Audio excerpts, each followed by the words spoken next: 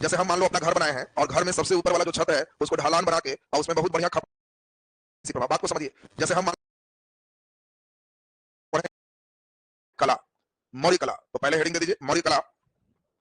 मौर्य कला में किन किन चीजों को हम लोग पढ़ेंगे पहले उसको देखें, तो नीचे डैश देके लिख दीजिए, तो डैश दिखाया हुआ है। अच्छा चलिए, तब तो हम लोग आज प्रारंभ करेंगे मौर्य कला पर विदेशी प्रभाव, हेडिंग दे दीजिए मौर्य कला पर विदेशी प्रभाव। मौर्य कला पर विदेशी प्रभाव, मौर्य कला पर विदेशी प्रभाव, बात को समझिए। जैसे हम मान लो अपना घर बनाए हैं और घर में सबसे ऊपर वाला जो छत है उसको ढलान बना के और उसमें बहुत बढ़िया खपड़ा का डिजाइन दे दिए। अब गांव में एकदम नया हो गया, ऐसा कोई नहीं किया। अब 5-6 साल बाद एक आदमी ने फिर काम लगवाया। अब वो क्या किया, ये डिजाइन उसको पसंद है तो मिस्त्री को बुलाया, तो कहा देख लो कैसे कैसे है, और मेरा भी वैसे ही कर दो। अब फिर खपड़ा उसके यहाँ भी शुरू हो गया। अब बताओ इसको कहा जा सकता है कि इससे नकल किया है, कहा जा सकता है ना। ठीक उसी प्रकार से आपको हमने बताया कि वस्तु स्थिति यह है कि जैसे यह भारत है तो यहाँ पे मौर्य काल में चंद्रगुप्त मौर्य पटना में रहते थे, और पटना में इनका जो भवन है, भवन को हम लोग राजप्रसाद का, इनका भवन में पत्थर के पिलर है, इनके भवन में बड़े बड़े हॉल है। ठीक इसी प्रकार का यूनान में हमने बताया था कि 2 राजा थे, एक सूसा का राजा और एक इकबटाना का राजा। इस सूसा और इकबटाना का जो राजा है, इन लोग का भी मकान इनसे पहले उसी तरीके से पत्थर से बने थे और उसी तरीके के बड़े बड़े हॉल थे। इनका मतलब है कि बताओ ये बाद में है और ये पहले, इसका मतलब है कि जरूर इससे कुछ नकल हुआ है। फिर हम लोगों ने देखा कि 200 साल पहले इनसे ईरान में एक साम्राज्य था हखमनी साम्राज्य, और हखमनी साम्राज्य का एक राजा है डेरियस प्रथम। इस डेरियस प्रथम को ही हम लोग कहते हैं दारा प्रथम। डेरियस प्रथम का ही नाम क्या है, दारा प्रथम। दारा प्रथम ने क्या किया, प्रजा को संबोधित करने के लिए इसने भी उसी तरह के कई स्तंभ का प्रयोग किया और इन स्तंभों पर उसने भी अपनी बात लिखा, कला के माध्यम से प्रजा को संबोधित किया। ठीक इनके 200-300 साल बाद अशोक ने भी मौर्य कला में उसी प्रकार के स्तंभ का प्रयोग किया, उसी प्रकार के सारे सिस्टम किए। ईरान की कला की एक बहुत विशेषता थी चमकदार पॉलिश। ईरान में बहुत फेमस चीज था, कोई मूर्ति भी बने तो लोग चमका देते थे, कोई स्तंभ भी पत्थर भी है तो चमका देते थे। मौर्य कला में भी हम लोग देखे कि इन लोग भी कोई गुफा बनाए तो चमकाए हुए, स्तंभ है पूरा चमका दिए, ये चमक भी हम लोग देख रहे हैं कि यहाँ से ही आया हुआ है। अब इन चीजों को देख के इतिहासकार का एक वर्ग कहता है कि हम समझ गए, क्योंकि ये लोग पहले से हैं, इसीलिए ये जो मौर्य कला भारत में चल रहा है इस पर ईरान और यूनान दोनों का गहरा प्रभाव। और हम लोग देखें कुछ पॉइंट, कुछ तत्व जिससे एक कह सकते हैं कि मौर्य कला पर विदेशी तत्व के प्रभाव है। जिसमें पहला पॉइंट हमने देखा कि भवन में स्तंभ दोनों में ही पत्थर के प्रयोग किए गए हैं और दोनों ही के भवन में बड़े बड़े हॉल है। बोलो जी, पहला नंबर क्लियर है। दोनों के भवन में बड़े बड़े हॉल हैं और दोनों के भवन में जो स्तंभ है, पिलर है, वो किसके बने हुए हैं, पत्थर के बने हुए। तो ये पहला स्टेप तो हम लोग को समझ में आ रहा है कि इसका मतलब है दोनों में सेम चीज।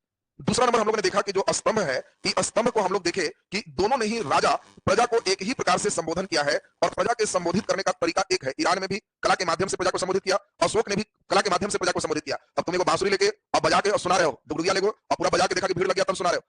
तुमको मालूम चला कि होली में सबके घर में जाना है तो नगाड़ा वाला ले लिया, पता चला गया बजाओ कसके सब भीड़ लगेगा और तब उसके बाद हम लोग बढ़िया से होली खेलेंगे। अब मालूम चला कि तुम सब करके रिटायर हो गया 10 साल बाद, ये सब छोड़ दिया, फिर नया वर्क कोशिश तरह का शुरू किया हुआ। हम लोग कहेंगे ना उसका नकल कर रहा है कि टेक्नोलॉजी पहली बार वही सोचे थे। सेम यही तरीके से हम लोग देख रहे हैं, प्रजा संबोधन का तरीका भी वही है। अगला, स्तंभ के ऊपरी हिस्से में दोनों में ही देखा गया घंटा का आकृति, घंटा जैसा आकृति दोनों में है। अब बताओ यहाँ भी घंटा की आकृति है, यहाँ भी घंटा की आकृति है, दोनों सेम चीज चल रहा है। अगला हम लोग देखें दोनों के ही स्तंभ जो अभिलेख हैं, इसमें हम लोग देखें कि मौर्यकालीन जो स्तंभ पिलर है, दोनों में हम लोग देख रहे हैं कि एक ही डिजाइन पत्थर के दोनों बने हुए हैं। मकान में भी पिलर पत्थर का है और स्तंभ भी जो प्रयोग हो रहा है वो भी कैसा है, पत्थर का है। इन सभी चीजों को देखने सुनने के बाद आपको क्या लगता है कि मौर्य कला पर विदेशी प्रभाव है कि नहीं?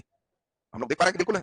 अब यहां से हम आपको क्या करेंगे, पॉइंट्स केवल लिखाएं, फिर तब क्वेश्चन चलेगा। देखो हम 2 डिजाइन चलेंगे, पहले रॉ मटेरियल और फिर प्रश्न कैसे कन्वर्ट करो, धीरे धीरे लिखने आएगा। अभी जो बच्चे एकदम प्रारंभिक चैनल के बिगिनर बच्चे हैं, शुरुआत नहीं किया लिखने, तो उन लोग के लिए 2 कंटेंट है। पहले जो बेसिक बात है वो लिखाएंगे, फिर क्वेश्चन देंगे, हम ही आंसर लिखाएंगे। धीरे धीरे 10 क्वेश्चन होते होते आपको लिखने की शैली विकसित हो जाएगी। अब देखो बढ़िया से, इतिहासकार का एक वर्ग कहता है कि मकान को ठीक से देखिए, प्रजा के संबोधन का तरीका ठीक से देखिए, दोनों के ऊपर का घंटा ठीक से देखिए, दोनों ने ही जो स्तंभ का प्रयोग किया दोनों का पत्थर देखिए, दोनों की जगह का चमक वाला टेक्नोलॉजी देखिए। चमक की टेक्नोलॉजी पहले कहां है, ईरान, फिर आया है मौर्य में, टेक्नोलॉजी भी हुबहू मिल रहा है। ये सब चीज यह बताने के लिए काफी है कि भारत में जो मौर्य कला है इन लोगों का एक नकल है, देख के बनाए।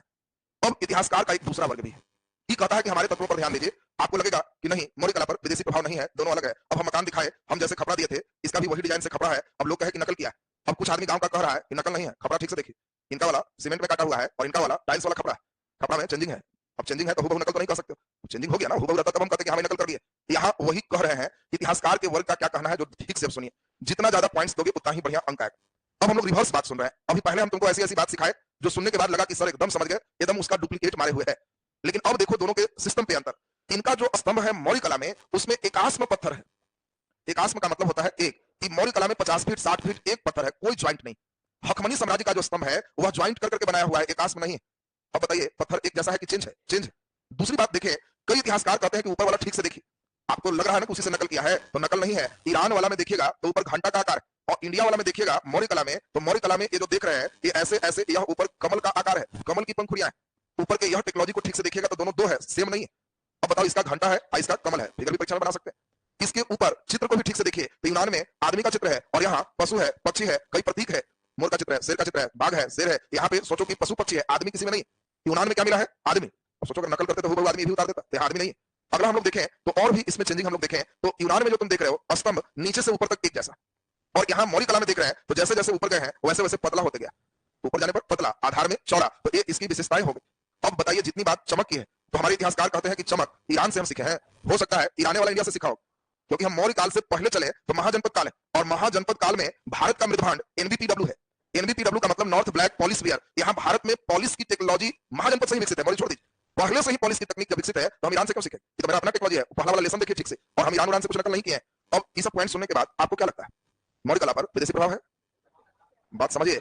तो देखो हिस्ट्री की खूबसूरती है, हिस्ट्री में जिस समय ये वाला चल रहा है लगेगा कि एकदम है, और जब ये वाला चलेगा एकदम नहीं है, ये लोग एकदम अपना स्वदेशी तकनीक लग रहा है। अब मेन निष्कर्ष क्या दोगे उसी पर आपको अंक मिलेगा, निष्कर्ष में क्या देंगे उसी पर अंक है। फाइनली आपको क्या कहना है? तो आपको कहना है कि मौर्य कला पर विदेशी प्रभाव को पूर्णतः नकारा नहीं जा सकता, हम नकार नहीं रहे। अब ये भी नहीं कहना है कि नकार नहीं तो मैंने हो गया कि हाँ है, तो देखो कैसे बचाना है। मौर्य कला पर विदेशी प्रभाव को पूर्णतः नकारा नहीं जा सकता, परंतु यह भी नहीं कहा जा सकता कि मौर्य कला विदेशी कला का नकल मात्र था, ये भी समझ लीजिए। नकार भी नहीं, गांव में मकान बना लिया तो ये भी हम कह रहे हैं, हम नकार नहीं रहे, देख के नहीं बनाया, लेकिन ये भी कह रहे हैं कि पूर्णतः नकल नहीं है, ठीक से ऊपर का देख लीजिए। बोलो बात समझ रहा है? बीच में छोड़े और कहना है कि मौर्य कला में जो शिल्पकार लगे थे वो विदेशी तत्वों से प्रभावित अवश्य थे, परंतु भारत में उन्होंने इस कला को अपना देसी रंग चढ़ाया। ये जो कला है सब देसी रंग में रंगा हुआ है, यहाँ देसी जानवर बैठे हुए हैं, शेर बैठा हुआ है, ये यूनान ईरान के शेर वैसा नहीं है जो इंडियन शेर। तो बताओ ऊपर जो बैठा हुआ मोर है, ऊपर बैठा हुआ शेर है, ऊपर बैठा हुआ चक्र है, ये सब देसी आइटम है, देसी रंग में रंगा हुआ है। तो ये जो डिसीजन जो बच्चे दे देंगे इसी से आपको अंक मिलेंगे कि वाह बच्चे ने विदेशी प्रभाव पर बड़ा बढ़िया लिखा। तो अब बताइए ये एलिमेंट तो आपको क्लियर हो चुका है, पहले रॉ मटेरियल फिर क्वेश्चन चलेंगे। तो पहले नीचे फैक्ट को एक जगह करेंगे फिर हम लोग चलेंगे, आपको धीरे धीरे हमारे साथ एडजस्टमेंट हो जाएगा, 2 से 3 क्लास होते होते आपको समझ में आ जाएगा कि किस धारे पे हम आपको ले चलेंगे और कैसे चलना है। नीचे डैश पे लिख दीजिए, डैश पे लिखो मौर्य काल से पूर्व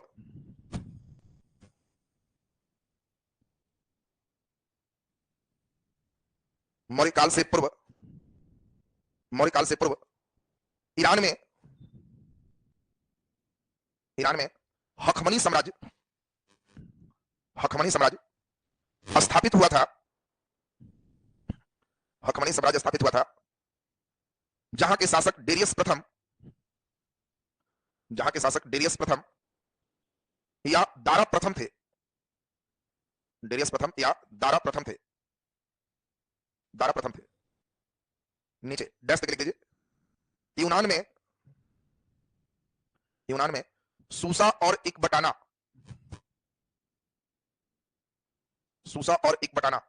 का साम्राज्य था।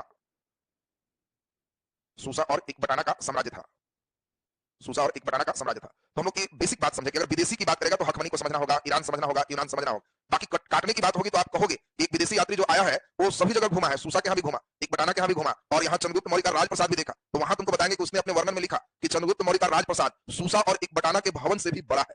उसने यहां तक लिख दिया कि यह मानव निर्मित हो ही नहीं सकता, देव निर्मित। सोचो जब राजप्रसाद पढ़ाएंगे तो तुमको वर्ल्ड से कंपैरिजन करने आना चाहिए। इस समय अब किसी के घर में जाओगे, अब हो सकता है कि उस समय तुम किसी का गांव में सबसे बड़ा घर देखो मुखिया जी का है, मुखिया जी के घर बहुत बड़ा नामी घर है, सबसे बड़ा घर। अब हो सकता है कोई आदमी गृह प्रवेश रखा, मॉडल लगभग वही बना है। अब उस गृह प्रवेश में गांव वाले खाने गया तो खा के सब यही कह रहा है कि इनका मकान तो मुखिया जी से बड़ा है, सबसे बढ़ के तुलना करेगा। तो देखो यात्री कह रहा है कि सूसा एक बताना से भी बड़ा चंद्रगुप्त मौर्य का राजप्रसाद, कुछ तो यहाँ तक कह रहा है कि इतना बड़ा मकान आदमी से तो बन ही नहीं सकता, देव निर्मित। तो कब जाएंगे जब राजप्रसाद स्पेशली पढ़ाएंगे ना तो वहां सब जोड़ेंगे, तो जिसका पूरा वर्ल्ड सापेक्ष सही है उनको सब क्लियर होगा कि हखमनी सूसा एक बताना का नाम आएगा, और इससे पहले के सब लोग। बोलिए क्लियर है सबका? चलिए नीचे लिख दीजिए हेडिंग, नीचे हेडिंग लिख दीजिए, हेडिंग तत्व तत्व तत्व जिससे मौर्य कला पर विदेशी प्रभाव दृष्टिगत होते हैं। तत्व जिससे मौर्य कला पर विदेशी प्रभाव दृष्टिगत होते हैं। चलिए नीचे डैश दे के मेन रॉ मटेरियल कर लीजिए, लिख दीजिए भवन निर्माण में पत्थर का प्रयोग,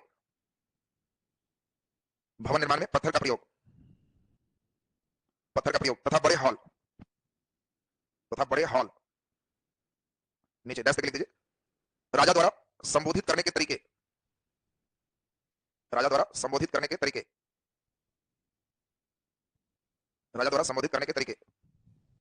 नीचे डैश देके स्तंभ पत्थर का निर्मित होना,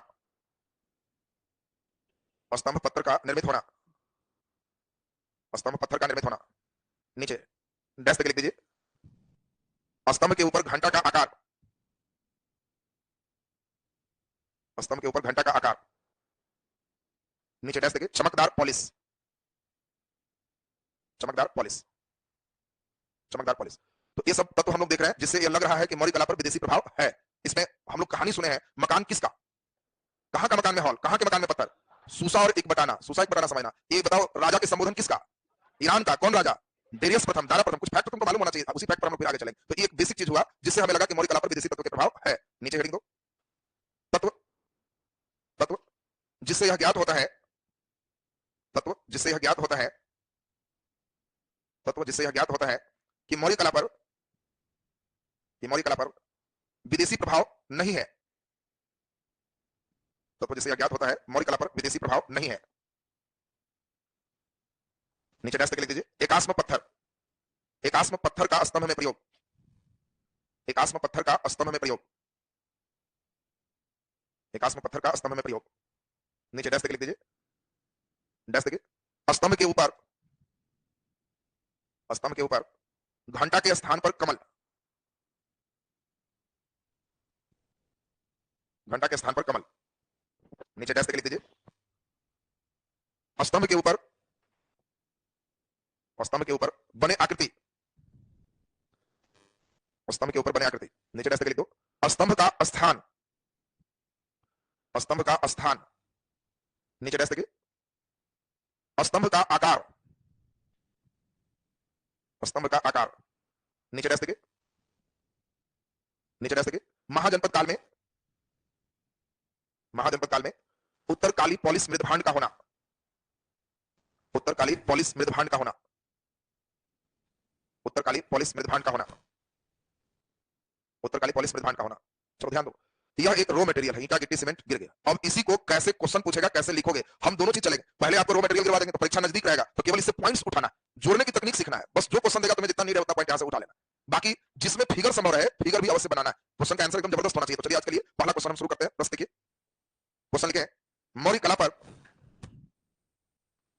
मौलिक कला पर विदेशी प्रभाव का उल्लेख करें, मौलिक कला पर विदेशी प्रभाव का उल्लेख करें, मौलिक कला पर विदेशी प्रभाव का उल्लेख करें, मौलिक कला पर विदेशी प्रभाव का उल्लेख करें। चलिए ध्यान दें, सभी लोग खूब बढ़िया से मेरे साथ सुनोगे, समझोगे, फिर क्लियर हो जाएगा। देखो कोई भी आंसर कैसे लिखते हैं, जो कि पहला क्वेश्चन, तरीका पर ध्यान देना है। कोई भी आपको चित्र बनाना होता है तो चित्र बनाने के लिए आपको इस तरह का सभी स्ट्रक्चर की आवश्यकता पड़ती है।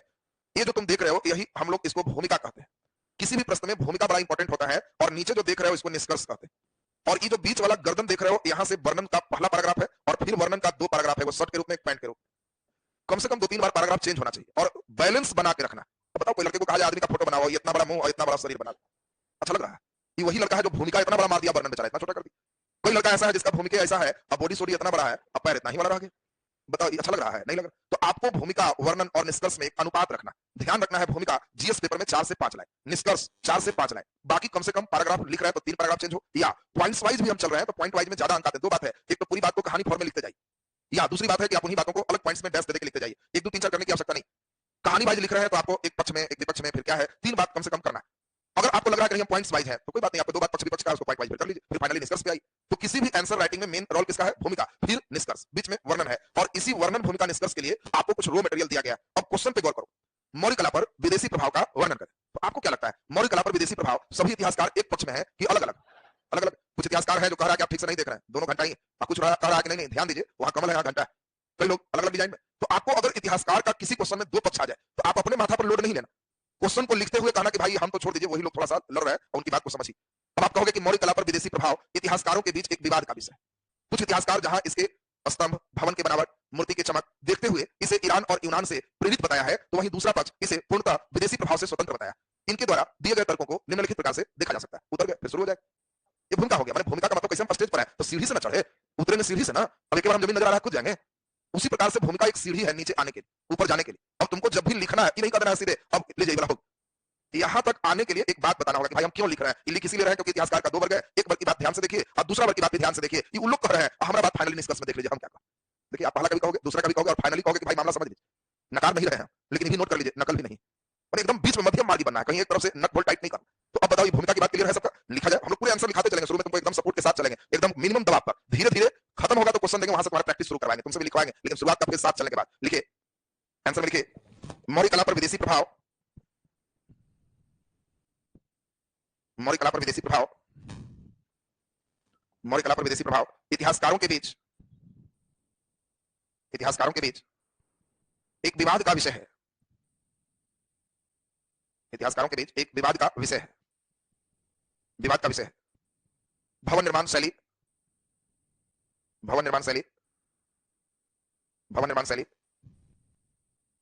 स्तंभों की चमक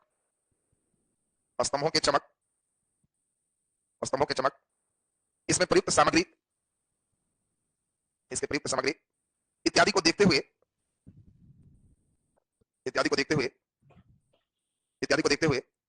एक वर्ग इसे विदेशों से प्रभावित माना है, तो दूसरा वर्ग विदेशी प्रभाव को नकारते हैं।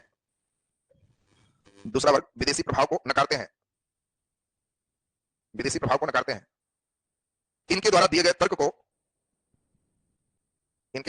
को निम्नलिखित प्रकार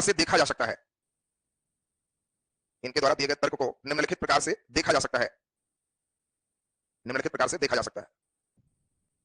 अब देखिए, सबसे पहले हम लोग क्या किए, बात समझ गए। हम लोग एक स्टेप में हमने कहा कि भाई मौर्य कला पर विदेशी प्रभाव इतिहासकारों के बीच एक विवाद का विषय। इतिहासकार का एक वर्ग मानता है कि इस पर कंप्लीट विदेशी प्रभाव है। किस चीज को देखते हुए? चमक को देखते हुए, आकार को देखते हुए, प्रयुक्त सामग्री को देखते हुए। लेकिन वहीं दूसरी वर्ग जो है वो कंप्लीट विदेशी प्रभाव को नकार रहे हैं, और इनके जो तर्क है उसको निम्नलिखित प्रकार से देख सकते हैं। तो हम लोग दो भाग में बांटेंगे। एक ऐसा लॉजिक देंगे जो प्रभाव को कह रहा है, एक ऐसा लॉजिक देंगे जो प्रभाव को नहीं कह रहा है। फाइनली अपनी बात रखें।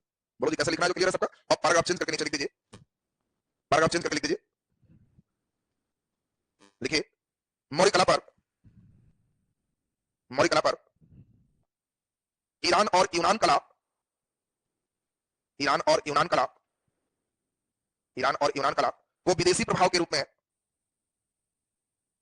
कला को विदेशी प्रभाव के रूप में निम्न प्रकार से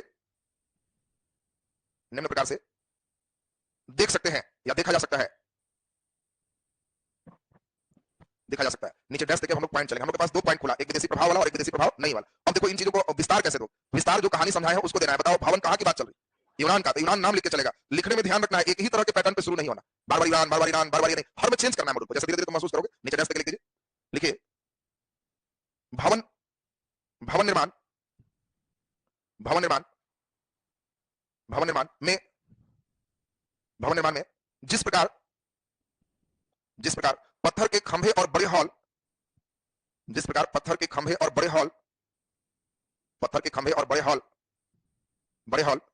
के तकनीक का प्रयोग सूसा और एक बटाना के राजप्रसाद में मिलता है।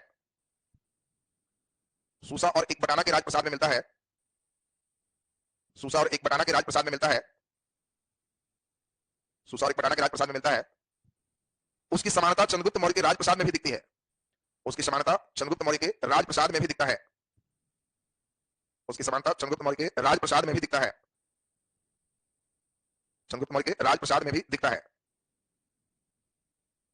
में भी दिखता है। अब देखो हम लोग कैसे चले। गिट्टी सीमेंट कैसे गिरा हुआ है, लेकिन उसको दीवार जोड़िया कैसे करना है, वही लाइन को कहना है कि जैसे उधर वैसे इधर। अब बार बार दूसरा में वैसे नहीं करना है, थोड़ा सा टर्निंग हो जाएगा, जैसे प्रजा के संबोधन। तो नीचे लिख दीजिए, डैश देंगे। कला के माध्यम से प्रजा को संबोधित करने के तरीका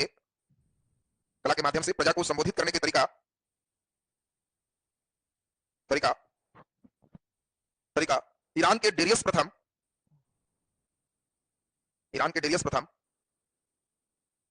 और अशोक का समान था। नीचे डैश देके लिख दीजिए। हखमनी साम्राज्य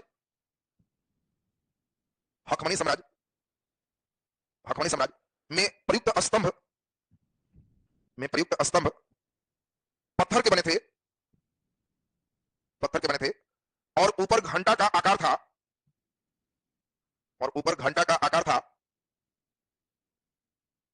मौर्य कला में भी इसकी निरंतरता देखी जाती है।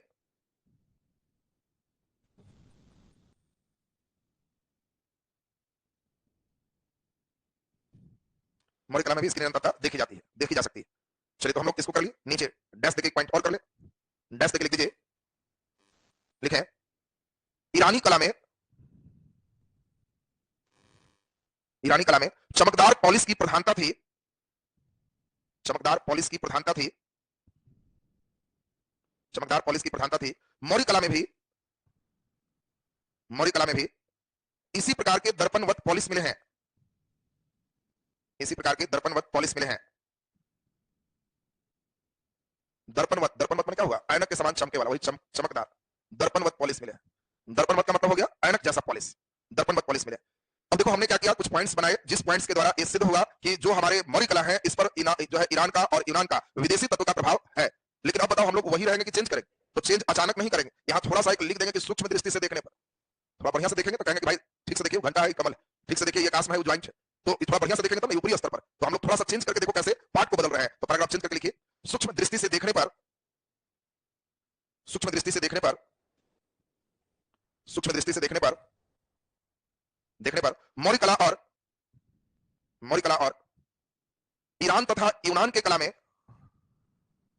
ईरान तथा यूनान की कला में, ईरान तथा यूनान की कला में असमानता के तत्व दृष्टिगत होते हैं, असमानता के तत्व दृष्टिगत होते हैं, दृष्टिगत होते हैं, जो निम्नलिखित है, जो निम्नलिखित है। असमानता के तत्व दृष्टिगत होते हैं जो निम्नलिखित है, जो निम्नलिखित है। अब बताइए हम लोग असमानता के तत्व पे चलेंगे तो क्या असमानता के तत्व पर लंबा नहीं लिखा जाएगा? सबसे किन किन बातों पर देखो, प्रारंभिक चरण में क्या है, क्वेश्चन ऐसा नहीं है कि जो हम लिखा रहे हैं वही है, ऐसा कोई एक मकान नहीं है जो टांग लोगे वही बीपीएससी कहेगा उतार के रख दो। तुमको रॉ मटेरियल जोड़िया सीखो, अभी हम लोग कुछ नहीं कर रहे हैं, कुछ विषय वस्तु को सीख रहे हैं, कैसे बनाना है सीख रहे हैं। धीरे धीरे जैसे ही मौर्य कला कंप्लीट होगा, 5-6 क्लास लगे, तब मौर्य कला कंप्लीट के बाद प्रीवियस ईयर के क्वेश्चन आपको लिखाएंगे कैसे आ रहा है। अब इसमें हम कोशिश करेंगे तो हर व्यक्ति के अंदर अपना अलग अलग कलाकार, अब उस कलाकार को धीरे धीरे जगाना। जैसे परीक्षा में तुमको अब कह रहा है तो अपने से तुमको एक डिजाइन सोच रही है कि सर मान लो समानता वाला में देखो कितने पॉइंट्स लिखे, 4 पॉइंट्स लिखे, तो तुमने कुछ नहीं किया, अपने से एक ऐसा बना लिया कि जिसमें हम बढ़िया से 4 पॉइंट्स को रख सके। अब ऐसे कर ली। अब यहाँ पर हमने देखो क्या किया, लिखने के पहले खूब बढ़िया से डिजाइन शुरू की। अब समझोगे धीरे धीरे जितना लड़का है ना, आजकल जांचने वाला भी इतना छाप रहता है, तुमको 250 शब्द तो लिखना है, लेकिन 250 शब्द में फिगर उगर इतना मिजाज से देना है कि पहुंच जाए लगभग 2.5-3 पन्ना, और 2.5 पन्ना तो टप ही जाना चाहिए। वो अपने से टपेगा भी ना, लग रहा है 2.5 पन्ना, धीरे धीरे लगेगा जो 2.5 पन्ना पढ़ के आ जा रहा है। अभी तो केवल एक कंटेंट में देखे हो, धीरे धीरे कई चीज उसमें जुड़ा रहे। मौर्य कला की विशेषताओं को लिखे और उसमें विदेशी प्रभाव पर प्रकाश डाल, तो क्वेश्चन अपने आप इतना बड़ा हो जाएगा कि उसको 2.5 पन्ना में समेटना एक स्किल बने। अब बताओ इसमें हमने क्या किया, ऐसा एक डायग्राम बना के यहाँ हम लोग लिख दिए मौर्य कला, मौर्य कला पर विदेशी प्रभाव के तत्व, विदेशी प्रभाव के तत्व। अब ये चीज हमने पहले लिख दी और यहाँ पे हमने कर दिया कि स्तंभ पत्थर का, फिर इसमें हमने कर दिया भवन में खंभा हॉल, फिर इसमें हमने कर दिया कि स्तंभ के ऊपर घंटा का प्रयोग, स्तंभ के ऊपर घंटा का प्रयोग, और फिर एक कर दिए चमकदार पॉलिश। अब ये इतना एक ड्राफ्टिंग हो गया जिसमें भर पेट आराम से हम लोग 5-6 लाइन खा, तब नीचे फिर वही बता के डिटेल करें। धीरे धीरे तुम्हारे अंदर, अब देखो हम एक बच्चा वहां लिखा है कि सर एक ही चीज आप लिखा दीजिएगा तो सबका आंसर सेम हो जाएगा, तो तब सेम होगा ना जो मास्टर तुमको लिखाने वाला है। हम तुम्हारे अंदर बैठे हुए कलाकार को जगाने वाला इंसान, हर लड़के के अंदर अलग अलग कलाकार बैठा। हम ऐसे सिखाए, कोई लड़का ऐसे कर देगा, एक पेड़ लगा देगा, गमला लगा देगा, गमला में पेड़ रोप देगा और कहेगा ये कौन सा पेड़ है जी, तत्व जो मौर्य कला और ईरान कला में समानता रखता है, और इसमें एक टहनी में ही, दूसरा टहनी में ही, तीसरा में ही, चौथा टहनी करके रोप दिया बढ़िया से। अगला डिजाइन नया आएगा। कितना तरह के डिजाइन सिखाएंगे कि परीक्षा में कौन लड़का कौन डिजाइन बनाएगा ये हम भी नहीं जानते। हो सकता है जितना डिजाइन सिखाए तुम वहां फ्रेश मोड में बैठा तो कहा ठहरिए हम और नया डिजाइन बनाते हैं, वही करना है तुम। और ये स्किल तुम्हारे अंदर आएगा क्योंकि हम रेडीमेड वाले आदमी नहीं है कि जो लिखा रहा है बस मेरा पीडीएफ पर एक लड़का पूछ रहा है कि सर जो लिखा दीजिएगा उससे मेंस हो जाएगा। ऐसा धरती पर कुछ नहीं है कि जो लिखा दिया जाए उससे तुम्हारा पास हो जाएगा, वैसा रहता तो सब पास हो जाता। तुमको जो समझाया जा रहा है वो समझ जाओगे, जो सॉफ्टवेयर लोड किया जा रहा है वो लोड हो जाएगा तो अवश्य पास हो जाओ। बाकी ठगने वाली बात मैं नहीं करता। तुमको सब बात सुनने में हो सकता है कड़वा लगे, तो कोई मास्टर भागने वाला तुमको दुनिया भर का मिल जाए कि जो मैं लिखा दिया वही छाप देना, टॉप रैंकर बना जाएगा, फलाना आ जाएगा, धरती हिल जाएगा, दुनिया हिल जाएगा, तो उस हिलाने वाली बात मैं नहीं करता। तुम्हारे अंदर एक ही व्यक्ति पढ़ा रहा है लेकिन हर के अंदर कलाकार अलग अलग बैठा है और हम धीरे धीरे उसको उभारेंगे, निखारेंगे और हर लड़के का पैटर्न बदले। ये आर्ट्स है, कोई जरूरी नहीं कि पहला पॉइंट जो तुम लिखा परीक्षा में वही याद है। हम हो सकता है यहाँ भवन से लिखा किसी बच्चे का पहला पॉइंट चमक वाला याद आ जाए, कोई कहीं से मार देगा, सब एक ही, और यही खूबसूरती धीरे धीरे समझ जाएगा, सब डिजाइन समझ जाएगा, तो अपने लगेगा कि नहीं सर पढ़ाइएगा आप अपने खुद, लेकिन आंसर सबका अलग हो। हम भले लिखा भी देंगे तभी अलग हो जाएगा क्योंकि तुम्हारे अंदर कुछ चीज जो लोड करेंगे ना वो धीरे धीरे 10-15 दिन में लोड हो, और अचानक कहोगे कि जी सॉफ्टवेयर अब दूसरा करने लगा। हम शुरू करते हैं तो थोड़ा डिजाइन में करते हैं और वो सब करना शुरू करोगे तो बढ़िया हो जाएगा तुम्हारा। तो अब ध्यान दीजिए यहीं से लिखाते हुए तब बौद्ध धर्म तक के सिस्टम को कल के क्लास में हम लोग करेंगे। इधर क्लास आपका डेली कंटिन्यू हो जाएगा, थोड़ा 10 से 18 सैटरडे से लेके अगले संडे तक 67 वाले पे ज्यादा फोकस है जो बच्चे पीटी निकाल चुके हैं, तो इसीलिए हो सकता है 10 से 18 के बीच आपका क्लास या तो सस्पेंड रहे, या आप अगर कहोगे तो साइंस के लिए डिफेंस सर का कहोगे तो क्लास निकाल देने, तो उपेंद्र सर से पढ़ना है तो वेट करना पड़ेगा, हो सकता है 13 से आएंगे तो उसके बाद लग जाए। क्या किया जाए उपेंद्र सर से, तो उसमें फिर तो कोई बात नहीं, तो आपका क्लासेस कुछ दिनों के लिए हो सकता है 13-14 को आएंगे सर, तो 13 को अगर आ रहा है तो 2-3 दिन बंद रहेगा, ठीक है, क्योंकि हम लोग 67 वाले में लगेंगे। 18 के बाद फिर आपके जो सिस्टम है टाइम थोड़ा सा चेंज करेगा, या हल्का ऊपर आए हल्का नीचे आए, थोड़ा चेंज करेगा, क्योंकि फिर हमारा पीटी कोई कम से कम 3 घंटा फोकस होगा और 1 घंटा मेंस चलते रहे। मेंस बंद नहीं करेंगे, इसमें घर में भी नहीं पढ़ना, मेंस के लिए घर में नहीं पढ़ना, हम यहीं इतना धीरे चलेंगे कि लगेगा कि इतने हैं बस ठीक, अब बाकी उतने उतने ठीक करते जाओ, पूरा मेंस कंप्लीट हो जाएगा। फिर लास्ट में हमारे साथ 2 दिन कैसे इनके साथ 8 दिन, 8 दिन एक बार वार्म अप मारेंगे, कहेगा जी एकदम चमक गया, वो चमकदार पॉलिसी इधर भी आ